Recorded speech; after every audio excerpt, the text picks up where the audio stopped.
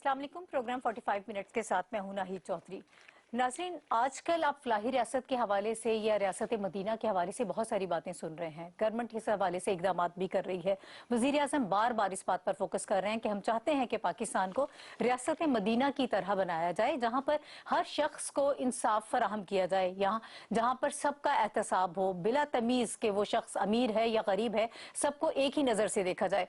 और इसके अलावा जो इकदाम किए जा रहे हैं लोगों की फलाह बहबूद के लिए, चाहे वो हम शेल्टर होम्स की बात करें, पनागाहों की बात करें, लोगों को जो फूड फराहम की जा रही है, उस हवाले से जो इकदाम किए जा रहे हैं, ओवरऑल पूरी मुल्क में इस वक्त हमें ये चीज़ बड़ी ज़ोर शोर से नज़र आ रही है। किस पे काम किया जा रहा है? लोगों को तालीम फराहम करने के लिए इकदाम किए जा रहे हैं, उनकी सेहत के हवाले से बड़े बड़े इकदाम उठाए जा रहे हैं और लोगों को सेहत कार्ड्स भी फराहम किए जा रहे हैं। ये सारी चीज़ें जो हैं, क्या यही फलाही रियासत के लवाजमात होते हैं या इसमें मजीद कुछ ऐड करने की हमें ज़रूरत है? हम चाहते हैं कि आज के प्रोग्राम में ये सारी चीज़ें डिस्कस करें और हम ये समझने की कोशिश करें कि फलाही रियासत के इंग्रेडिएंट्स होते क्या हैं और आज पाकिस्तान कहाँ खड़ा है, किस हद तक हम फलाही रियासत को फॉलो करने में कामयाब हो चुके हैं और मजीद हमें क्या करना है। इस हवाले से गुफ्तगू करने के लिए बड़ी रेलिवेंट शख्सियात जो है वो इस वक्त मुझे ज्वाइन कर रही हैं। उनका मैं इंट्रोडक्शन आपसे करा देती हूँ। हमारे साथ राजा ज़ियाउल हक साहब मौजूद हैं, मजहबी स्कॉलर हैं और सोशल मीडिया इन्फ्लुएंसर भी हैं। बहुत शुक्रिया सर आपका हमें प्रोग्राम में वक्त देने के लिए।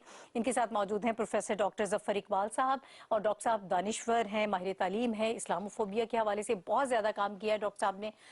मैं चाहती हूँ कि जब इनसे भी बात करेंगे तो यकीनन हमें बहुत रहनुमाई मिलेगी। बहुत शुक्रिया सर आपका भी हमें प्रोग्राम में वक्त देने के लिए।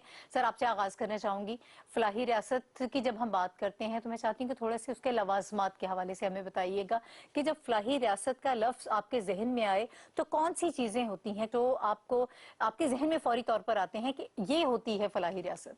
बिस्मिल्लाहिर्रहमानिर्रहीम। सबसे पहले तो बहुत शुक्रिया जी, आज आपने मुझे इस प्रोग्राम में दावत दी।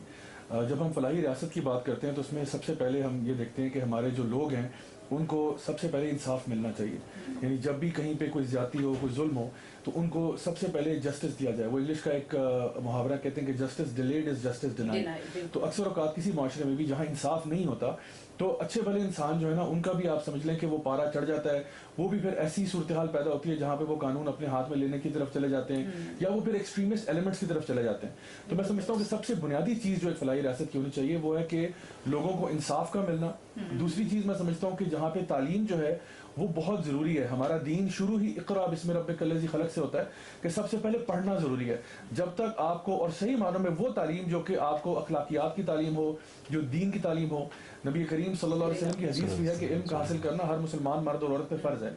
लेकिन वो कौन सा इल्म है जो फ़र्ज़ है? क्योंकि जब आप फ़र्ज़ को पूरा नहीं करते तो आप गुनाहगार होते हैं।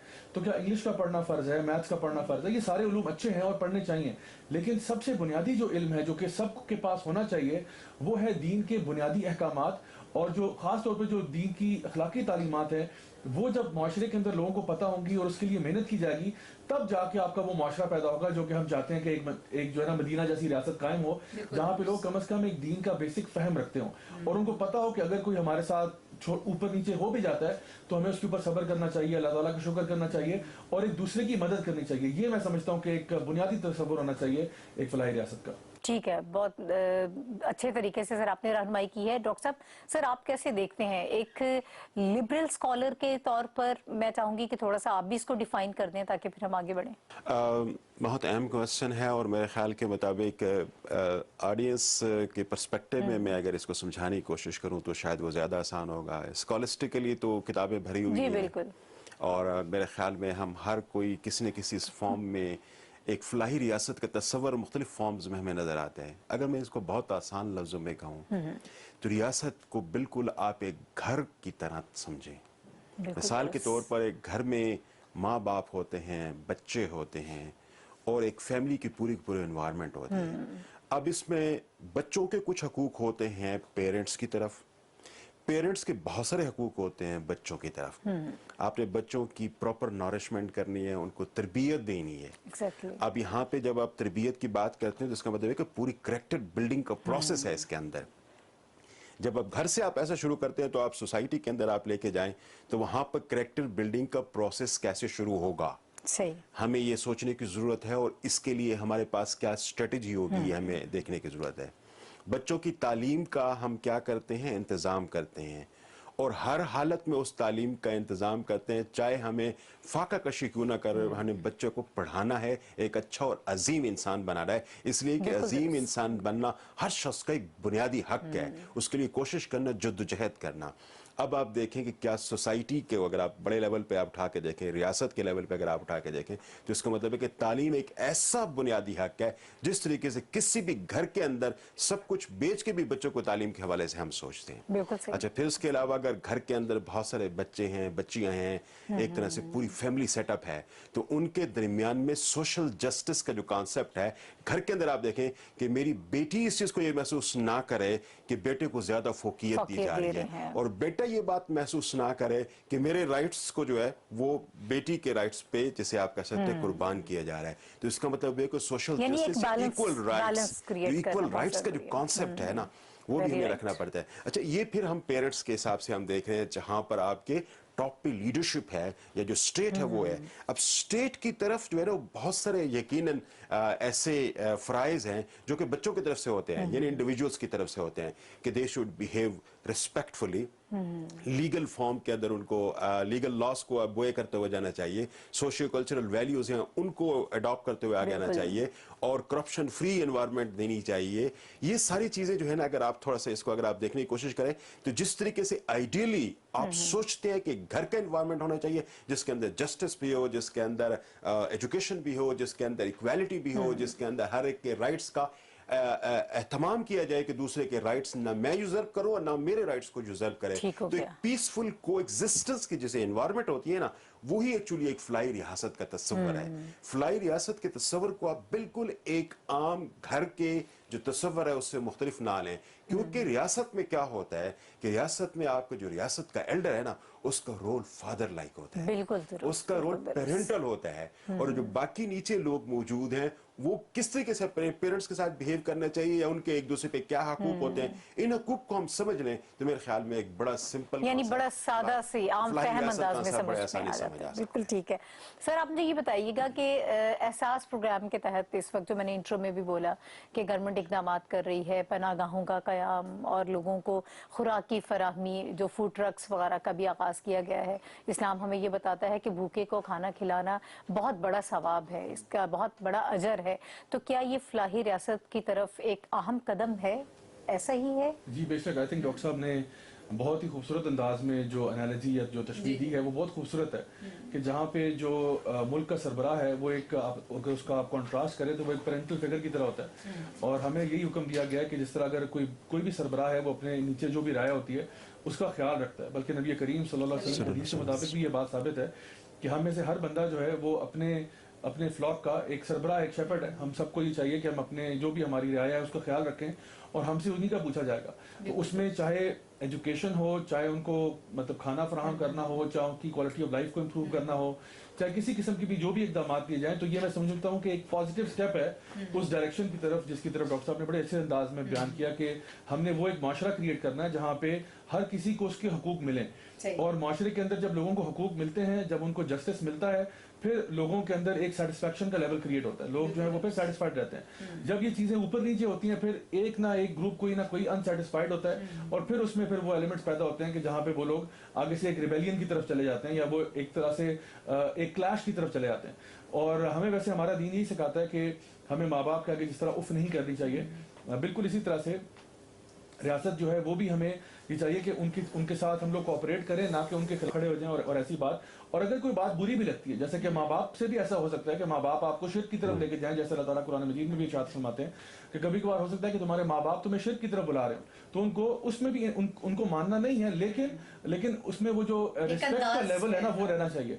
माँ बाप के आगे बहरहाल उफ नहीं करना चाहिए। मैं तो अपने भी जो हमारे साथ लोग जो है ना मुंसलिक होते हैं, जो कि गैर मुस्लिम होते हैं, उनको भी मैं कहता हूँ कि अगर आपके, और वो इस्लाम कबूल करना चाह रहे हैं, तो मैं कहता हूँ कि अगर आपके माँ बाप भी आपके खिलाफ खड़े हो जाएं तो आप फिर भी उनसे रवैया अच्छा रखें, आप फिर भी प्यार मोहब्बत से काम करें। हाँ, आप अल्लाह ताला की इबादत करें, आप अपने आप को सीधा रखें, लेकिन उनके साथ बराए मेहरबानी लड़ाई झगड़ा नहीं करना चाहिए, हमें मिल के प्यार मोहब्बत से ही रहना चाहिए। यानी इख्तिलाफात जो है वो भी सामने लाने का एक तरीका होता है, एक बड़े अच्छे तरीके से आप अपनी बात को समझा सकते हैं। डॉक्टर साहब, इस वक्त इकदाम किए जा रहे हैं, गवर्नमेंट खास तौर पर बड़े इकदाम कर रही है कि मुआशरे में जो है है इंतहा पसंदी को ख़त्म किया जाए, अदम मसावात का जो इस वक्त हमें नज़र आता है मुजाहिरा उसको ख़त्म किया जाए, अदम बर्दाश्त का एलिमेंट इस वक्त बहुत ज़्यादा नुमाया है, उसके लिए काफ़ी कोशिशें की जा रही हैं। इस हवाले से आप क्या कहेंगे कि क्यों मुआशरे में इंतहा पसंदी जो है वो जन्म लेती है और फिर इस लेवल तक चीज़ें चली जाती हैं कि लोग बाहर निकल आते हैं और परवाह नहीं करते कि लोगों का जानी माली जो नुकसान हो रहा है वो उसमें मुलव्वस होते हैं। लेकिन उसके साथ साथ एक दावा ये किया जाता है कि यही लोग जो हैं ये उलमा हैं और ये हुजूर पाक सल्लल्लाहु अलैहि वसल्लम से मोहब्बत करने का दावा भी करते हैं, बेहतरीन मुसलमान होने का दावा भी करते हैं। तो सर ये सारे अनासिर जो हैं ये क्यों हमें नजर आते हैं? बड़ी जहतें हैं आपके इस सवाल में, लेकिन मैं वन बाई वन इनको अगर थोड़ा सा डिस्कस करूं, सबसे पहली बात तो समझने की ये है कि extremism actually mother of many wiles and vices है। बहुत सारी बुराइयों की जिसे आप कहते हैं ना मदर, वो आपको एक्सट्रीमिस्ट या इंतहा पसंदी है। आप देखें कि टेररिज्म बेस से जन्म ले रही है, फंडामेंटलिज्म बेस से जन्म ले रही है, अदम बर्दाश्त भी इसी से जन्म ले रही है। तो ये जो हमारा एटीट्यूड जिसे आप कह सकते हैं कि हम एक्सट्रीमिस्ट होते हैं, सिर्फ एक साइड पे और बिल्कुल एक्सट्रीम साइड पे खड़े होते हैं, तो वो बहुत सारे मसाइल को जन्म देती है। तो अब इसके लिए हमारे पास क्या कोई मैकेनिज्म इन प्लेस है या नहीं?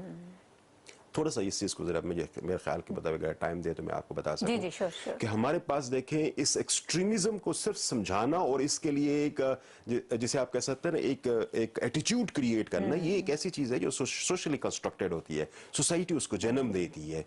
इसके लिए हमारे पास कोई मैकेनिज्म इन प्लेस नहीं है। क्या हमें स्कूलों में इस हवाले से तालीम दी जाती है कि अदम बर्दाश्त जिसे आप कह सकते हैं उसको कैसे ख़त्म किया जाए, बर्दाश्त या टॉलरेंस को कैसे इंक्रीज किया जाए? मैं आपको एक इंटरेस्टिंग बात बताऊं कि अगर आप वो 5-6 एलिमेंट्स जिस पे बेस करती है हमारी एजुकेशन, उनको अगर आप देखें तो उसमें सबसे अहम जिसे आप कहते हैं बर्दाश्त है, टॉलरेंस है। दूसरी एम्पैथी है कि आप दूसरों के गम के साथ अपना उस तरह से महसूस करें जिससे कि वो किसी गम के अंदर है। मुसलमानों के लिहाज से जैसे सारे एक मकान की ईंट हैं, तो अगर किसी को एक नुकसान होता है तो सबको इसका मतलब नुकसान और खदशा होता है। तो आपकी ये टॉलरेंस है, आपकी ये जो एक तरह से एम्पैथी है, ये बड़े इंपॉर्टेंट कंपोनेंट्स ऑफ एजुकेशन है। तो क्या हमारे एजुकेशन ने इनको किसी किस्म में ट्रांसलेट किया है या नहीं किया?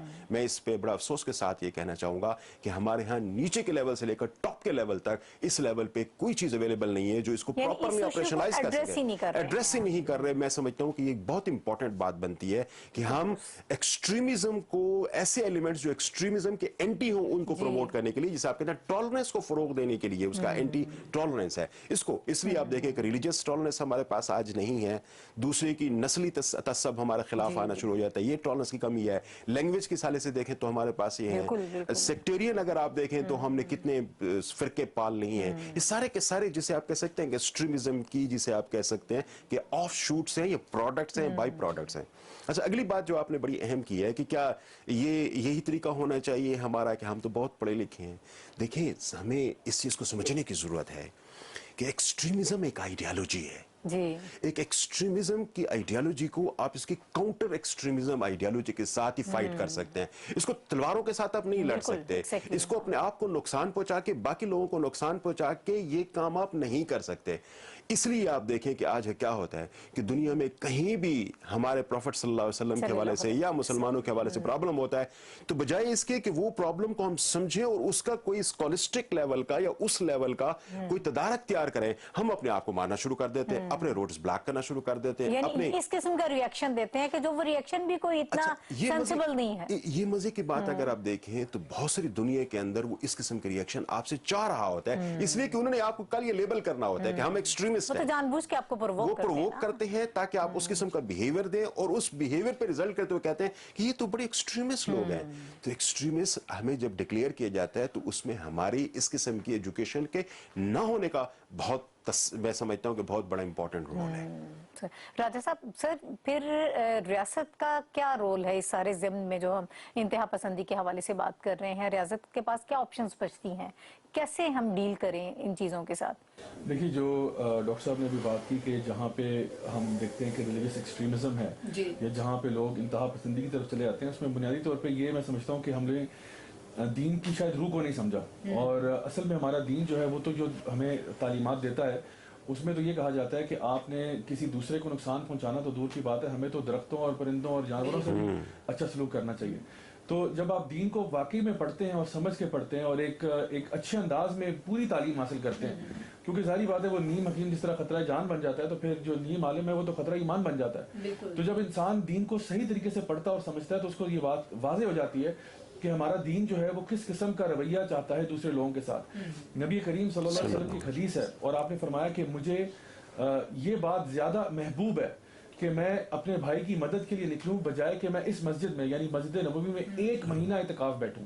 ذرا اس حدیث پہ غور کیجئے گا. آپ نے کہا کہ مجھے یہ چیز زیادہ محبوب ہے کہ میرا ایک بھائی جس کو ایک مسئلہ ہے اس کے مسئلے کو حل کرنے کے لیے میں اس کے ساتھ جاؤں بجائے کہ مسجد النبوی میں جہاں پہ نمازوں کا اجر بھی زیادہ ہے ثواب بھی زیادہ ہے وہاں پہ پورا مہینہ اعتکاف بیٹھوں اور اللہ کی عبادت کروں.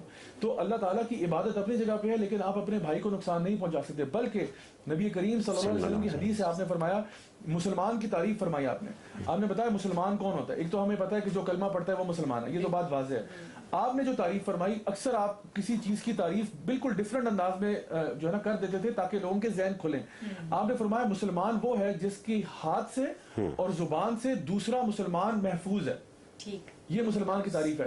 مسلمان کسے کہتے ہیں؟ جس کے ہاتھ سے اور جس کی زبان سے دوسرا مسلمان محفوظ ہے. یعنی کہ آپ کے لیے یہ جائز نہیں ہے کہ اپنے مسلمان بھائی کو, چاہے آپ سے اس کا کوئی اختلاف ہے تو وہ مسلمان, وہ تو کلمہ پڑھنے والا ہے, ٹھیک ہے, ہو سکتا ہے وہ گناہ گار ہو, کوئی اور مسئلہ ہو, لیکن وہ آپ کا مسلمان بھائی ہے. دیکھیں جس طرح میرا ایک سگا بھائی ہے, وہی ڈاکٹر صاحب والی انالوجی میں یوز کروں گا, میرا گھر میں رہتا ہوں, میرا سگا بھائی ہے یا میری سگی بہن ہے, اگر میرا اس سے کوئی ڈفرینس آف اوپینین ہے تو کیا میں اس کے گلے پڑ جاؤں, کیا میں اس کو مارنا شروع کر دوں؟ میرا کام ہے اس کی اصلاح کرنا, اس کی تربیت کرنا, اس تک نیک بات پہنچانا, تک اور اللہ سے دعا کرنا کہ اللہ اس کو بھی ہدایت دے دے, اگر تو نے میرے پہ اتنا کرم کیا اور مجھے ہدایت دی تھی تو ان کو بھی دے دے. ڈاکٹر صاحب مجھے یہ بتائیے, آپ نے جو انتہا پسندی کی بڑی اچھے طریقے سے تعریف فرمائی ہے کہ اس کی جڑ کیا ہے, بنیاد کیا ہے, کیوں انتہا پسندی معاشرے میں نظر آتی ہے, تو سر اس کو ختم کرنے کے لیے جو آپ کریکولم کی بات کر رہے ہیں, آپ نے ایجوکیشن سسٹم کی بات کی ہے کہ ہمارے ہاں کہیں بھی اس ایشو کو ایڈریس نہیں کیا جاتا, سکھایا ہی نہیں جاتا, بتایا ہی نہیں جاتا, تو پھر کس قسم کی نظام تعلیم میں تبدیلی کرنی چاہیے اسٹیٹ کو تاکہ ہم اس قسم کے لوگ پیدا کریں جو ایک ہی اذہان کے طور پر سامنے آئیں؟ جب اتنی سیگریگیشن ہوگی تو پھر معاشرے میں ظاہر ہے کہ یہی ہوگا. بہت اہم اور میرے خیال کے مطابق بڑی زیادہ اس پہ ڈیبیٹ کی ضرورت ہے کہ ہمیں کیا ریفارمز لے آنے کی ضرورت ہے اپنے سسٹم کے اندر جس سے ہمارے اندر یہ جو ایکسٹریمسٹ ٹینڈنسیز ہیں یہ ختم ہو جائیں. لیکن اس سے پہلے اگر میں اس پہ تھوڑا سا ڈیٹیل میں کوئی روشنی ڈالنے سے پہلے, آپ نے بڑا خوبصورت سوال پوچھا تھا اور میرے ذہن میں ایک بات آ رہی تھی, میں نے کہا وہ بھی شیئر کرتے چلوں. آپ نے کہا تھا کہ عالم کی کیا ڈیفینیشن ہے, جو راجہ صاحب سے آپ نے بات پوچھی ہے. اگر میں آپ سے یہ پوچھوں کہ آپ کا تصور ایک چشمے کے متعلق کیا ہے تو آپ یقیناً یہی کہیں کہ جہاں سے پانی نکل رہا ہو. تو جب عالم کے حوالے سے بات کریں تو پھر اس کا مطلب ہے جہاں سے علم نکل رہا ہو. تو اگر کسی شخص سے اگر علم نہیں نکل رہا اور وہ اپنے نام کے ساتھ صرف عالم لگا رہا ہے تو میرے خیال کے مطابق وہ پھر اس ڈیفینیشن پہ شاید پورا نہ اترے. تو ہمیں ذرا یہ دیکھنے کی ضرورت ہے, اپنے تمام دوستوں کو یہ سمجھانے کی ضرورت ہے کہ پلیز جو علم جس سے نکلتا ہے نا, وہ علم صرف یہ نہیں ہے کہ لفظوں میں کوئی چیز آپ کو کمیونیکیٹ کر دی جائے. علم وہ ہے جو آپ کے بیہیویئر کا حصہ بنتا ہے.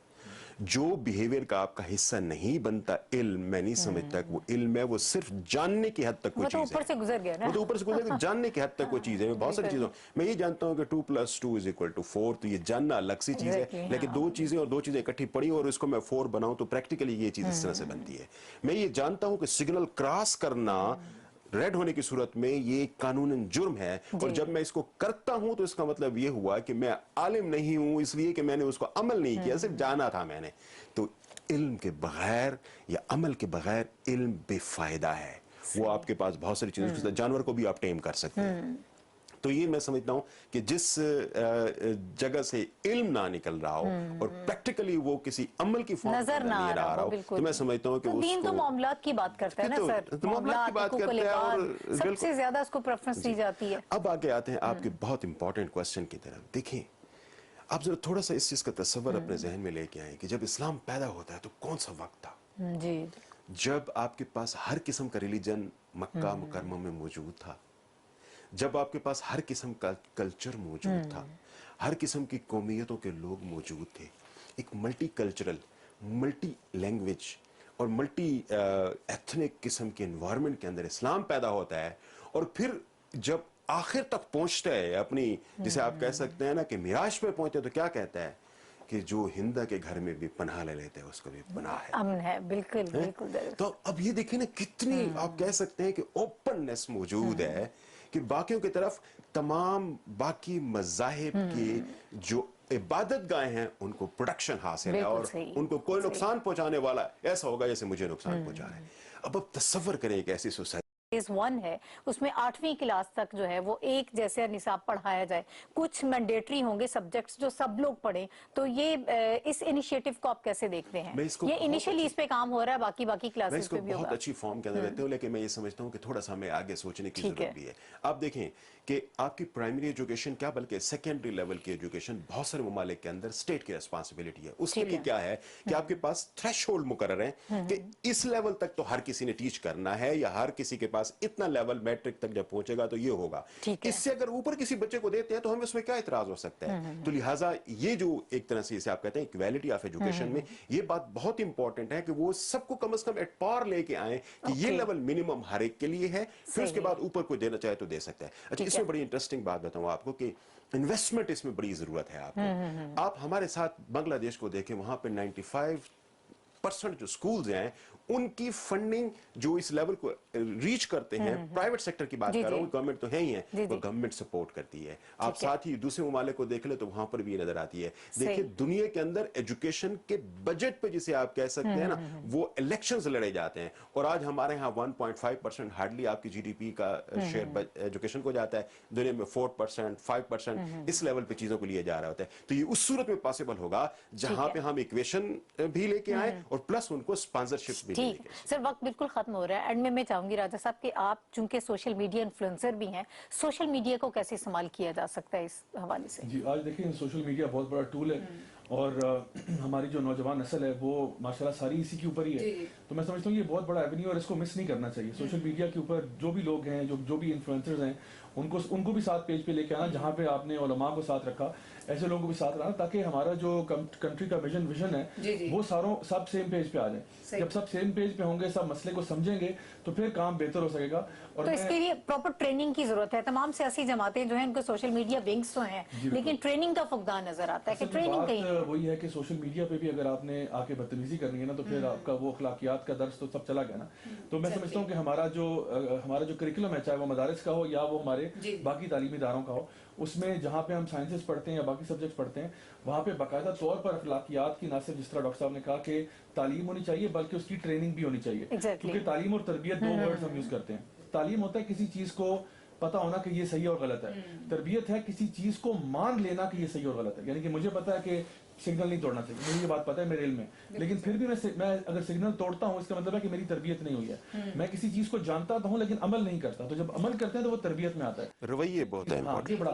तो वो जो इकबाल का शेर था ना कि सबक फिर पढ़ सदाकत का, अदालत का, शुजात का, लिया जाएगा तुझसे काम दुनिया की इमामत का। तो ये कुछ असबाक है, अगर पढ़ लें इंशाल्लाह तो हमारे लिए दुनिया क्या चीज है। ठीक है, बहुत शुक्रिया राजा ज़िया-उल हक साहब हमारे साथ मौजूद है, प्रोफेसर डॉक्टर जफर इकबाल साहब नाज़रीन इस सेगमेंट में हमारे साथ मौजूद है फलाही रियासत के क़याम के हवाले से और इसके लवाज़मात के हवाले से हम बात कर रहे हैं और हम कहाँ खड़े हैं इस हवाले से गुफ्तगू जारी है। लेकिन एक ब्रेक मुझे लेना है, ब्रेक के बाद वापस आते हैं, हमारे साथ रहिए।